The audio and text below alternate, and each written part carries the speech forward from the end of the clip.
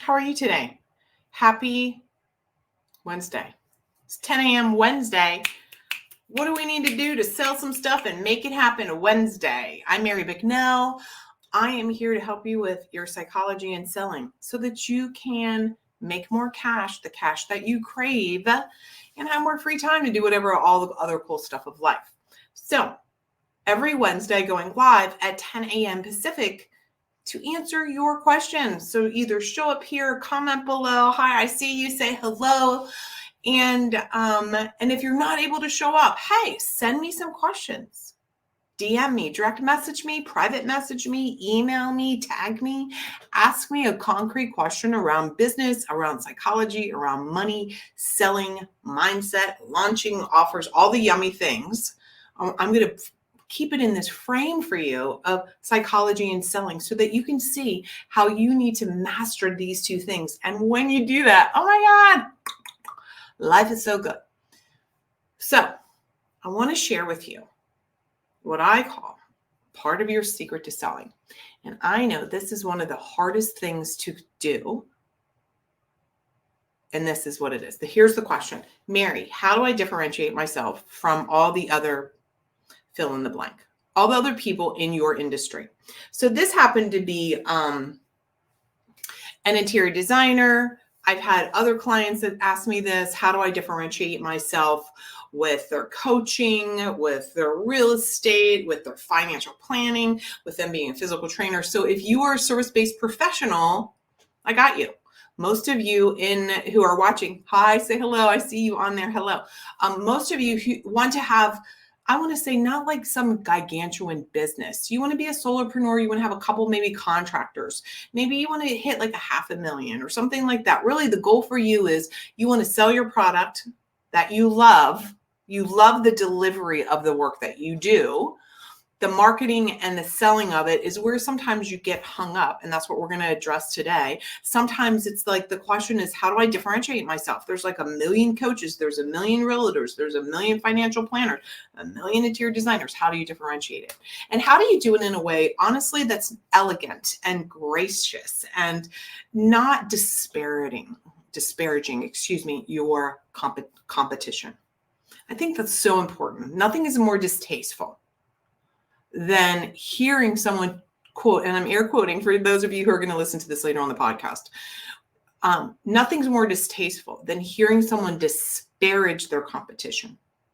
What you want to do is you want to highlight the differences between you and your competition. I'm going to give you a couple strategies around that today. So that was one of the questions that is posed. If you have any other questions, because I can see you on here, please put them in the comments. I will directly answer you.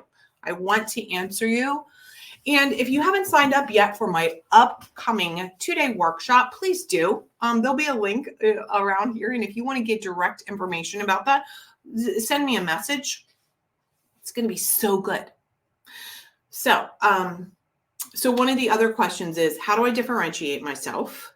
And then what do I do when other people in my industry have similar prices? How am I really going to sell higher ticket? How am I going to be able to command, if you will, more profit, more income? So we're going to address those two things. Let's start with, and I'm just going to scrape the surface, if you will, on the topic right now of how to differentiate yourself to your competition. And the reason is because it's really a deeper dive.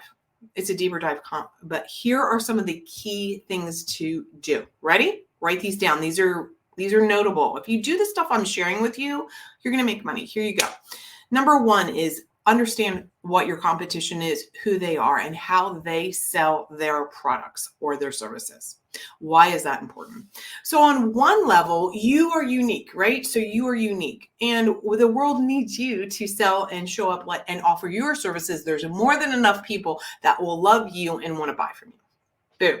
However, your job as a business owner is really to understand the competition so that you more fully can appreciate your differences and your secret sauce that you add as value to your client. So for example, I'm going to give you a very concrete example that I've recently experienced. I'm going to share it. I'm in the middle of selling my home, and That's a big thing. And I want to call it, and I'm going to go into a very deep podcast about this another day, but I'm just going to highlight high surface, and then I'll look for this podcast in the future, all on the tale of two realtors.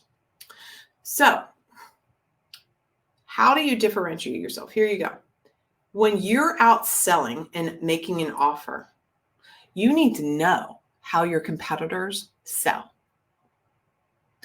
So in the tale of two realtors, which I'll come out with that podcast in the next couple weeks, but let me give you a different niche so you can see that this is applicable. Where I see you on here, put your niche right here. I want to give you concrete examples for whomever is watching. So let me just choose whatever service. Let me just go with consulting. Let's say that you're a consultant and you consult on, let's say you're an architect. Let's do an easy architect thing. And so fill in the blank.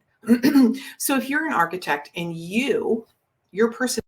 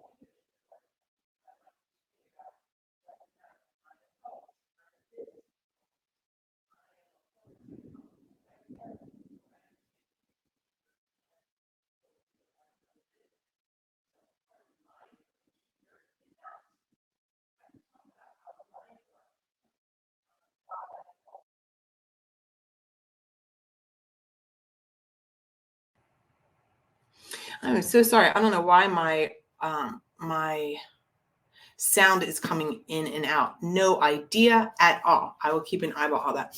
I can talk about the way my actual brain works with, is that I am masterful at seeing the solution to the problem. Now, I'm sure a lot of people can say that, but like legit with my, with my autistic ADHD brain, I have a laser vision for being able to do things. Okay. So let's talk about Nicole. Hi, Nicole. It's good to see you. So Nicole, and I know who she is, so I can share with her. So with Nicole, she specializes in custom jewelry. And one of the things that she does is she can take a beautiful piece of jewelry and she can redesign it. She could take your grandmother's, wedding ring that the ring is falling apart and she could reset it in something. She can make it unique. She can make it individual. So the difference between her doing that and somebody else who's like, well, I redesign fine jewelry, I look at that too, is for her to understand, what does her ideal client want? Who is her ideal client? If her ideal client is someone who wants her, Nicole, to value the emotion behind that grandmother's ring, then that's what she needs to highlight. There will be other people who will hand off to a jeweler. Here's my grandmother's ring, make it look modern, make it look pretty. And that's all they care about. There's no conversation. So maybe Nicole knows, and because she's investigated, if you will, other jewelers, she will understand what their process is. Maybe she will do research around what they're charging. So for her, if she wants to charge a premium, then she has to tap into the emotion and the logic of her best ideal client. So let's just say, again, the other fine jewelers, they can quote do the same kind of work. If you think about it logically on one level, here's a diamond, here's a crucible, Here's, a hammer, and here's some gold. It's all the same thing. But her secret sauce is how she would maybe specialize in taking, this diamond and make it a new heirloom, and maybe honor the integrity of the original setting, but put it. So ultimately, is this landing with you, Nicole? Does this make sense to you about your secret sauce and you highlighting that? Here's the example of the two realtors. One comes in. I'd already made my mind up, FYI, but I'm a businesswoman, so I'm going to listen to both of them, right? Thank you for acknowledging that made sense to you, Nicole. I appreciate that. One came in. Now, I live in this stunning historic house. Every home, by the way, I've ever owned, except one that we rented when John was at Camp Lejeune, every one of them has been historic. Now, this person didn't know that, but when you walk into my home, you can tell by the way I restored this home that I put a lot of blood, sweat, tears, my soul, my energy into it. And that somebody who has an estate like this has to love an old house. Because let me tell you, it's icy out and it's kind of cold. It's a little chilly in here. I value someone who speaks to what is important to me, which is what's the story here? What's the aesthetic? What did I put into it? What other kind of human would we be marketing to that would want this house? So that's one. The other one comes in and just has the assumption, because they sell multi-million-dollar properties, that they're going to get the sale because they just have, they've been noted in the area. Not one single question. Not one single question about my thoughts when I bought this house and how come I spent as much money as I did to restore. First person, first realtor, the way he differentiated himself is he said things that were valuable to me, right? Like, you're just going to talk to me. I don't have a bunch of people that you're going to have to deal with. He didn't come in just with comps. I don't sell based on comps. FYI, as a businesswoman, when people work with me, I am more expensive than your average business consultant. Why? Because I look at more than just like, this is how we're going to market your thing. This is how you have to do it. I don't do that. I get to know you, and I want to know who your ideal client is. And we're going to formulate the best marketing plan for them. That's one of the things that differentiates me. I'm not putting someone into a cookie cutter. That's what happened with realtor number 2. Cookie cutter. I could have been talking to anybody that lives in my area with multi-million-dollar home. Sounded the same. There was a few other things. I'm going to save the juiciest parts for the podcast coming out in a couple of weeks. You're welcome. You're welcome. So this is why the difference between high-end selling and thinking about comparing, well, Sally charges $500 for that ring, or, doesn't matter. You can charge more, make more when you tap into the two pieces of this puzzle around your ideal client, their emotion and their logic. And when you understand your competition, so the secret to selling is how you're different is when you understand how your competition sells. And if they are missing one of these two ingredients and you highlight them, boom, game changer. Now, of course, I'm just going to be honest. You got to deliver, right? I can deliver, right? And this person that I will be hiring to sell our house can deliver. A completely different experience. Completely different experiences just having those two people in my home. I'm sure if you go out and you've looked at different people's houses or cars, or you want to interview, come and get on a sales call with me. Let's have a discovery call and then go talk to another business consultant, because I know you'll be back because of the way I differentiate myself, because I will focus on the emotion and the logic, the psychology and the selling. We will talk about the things that are relevant for your ideal client. We will come up with a plan for them so that you are tapping into it. That is your secret sauce to differentiate yourself. Okay, so that was one of the things that we're talking about today. And I'm just going to summarize quickly too, because it kind of was both things. How you differentiate yourself, what's your secret sauce, is know your competition, how do they sell? Do they come in and they're just like, I'm $250 an hour? And that's how, that's what you're getting. With Nicole, here's a ring. It's going to cost you whatever it costs you, $3,000 to reset this diamond and put it in a necklace with an 18 karat gold chain. That doesn't feel very yummy. It's transactional. So today, here's your bold action steps so that you can lead a life uncommon. How are you tapping into the emotional state of your ideal client? And what is the experience? Write that down. What is the experience your best ideal client wants? Because guess what? They will pay more. They will choose you because part of what you're selling to them is the experience, not just a transaction. No matter what kind of industry you are in, whatever you are selling, I don't care if you're selling a mug. And for those of you listening in, I'm holding up my mug. Doesn't matter. What's the experience somebody wants? Personally, I want to be able to have this, yes, similar values, Nicole asked. Yes, very similar values. Oh my God. So that's going to be part of what I'm going to talk about on the podcast about the tale of two realtors. Yeah, you have to have similar values. Actually, I explained to my friend today, I told her, person number 2 came in and I was like, that's not my person. We're not the same vibe. So there's something to that too, right? Do you have similar values? Now, granted, huge companies, they put their value out. And again, somebody's going to be attracted. Start looking. Great concept, Nicole. And I talk a lot about this. Actually, that is one of, just for you who are thinking about, do I want to hire Mary? One of my very, very first assignments for clients is, what are your core values? And I give you this process of how to do it. I think it might even be number 2. Like number 1 is but number 2.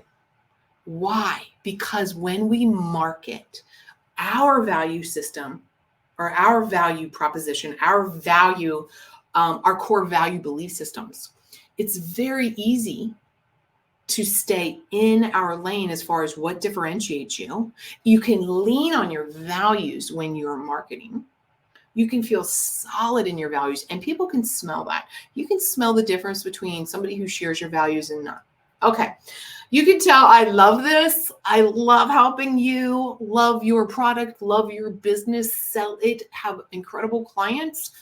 Look for the podcast in a couple of weeks that will come out about the tale of two realtors. Sign up for the workshop. There should be over the next day or two a link for you. This is a paid workshop. It's $25. It's 2 different days.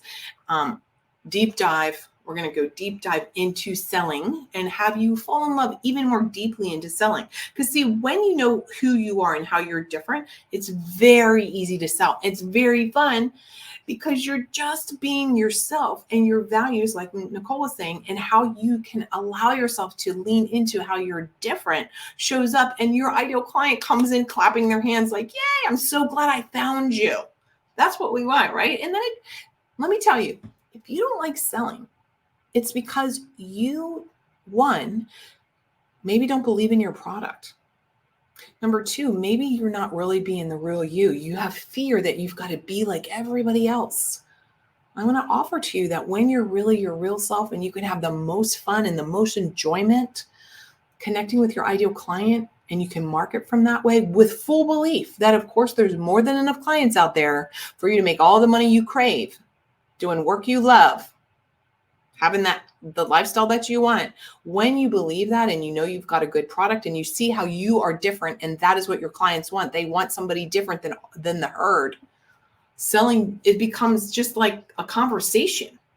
So much fun. And then it's exciting every time you have a sales call, every time you have a new prospective client, because you're like, oh my God, what a chance to do the work I love. Who doesn't want that in the world? I know you do. Go do that exercise, and I will talk to you soon. Bye now.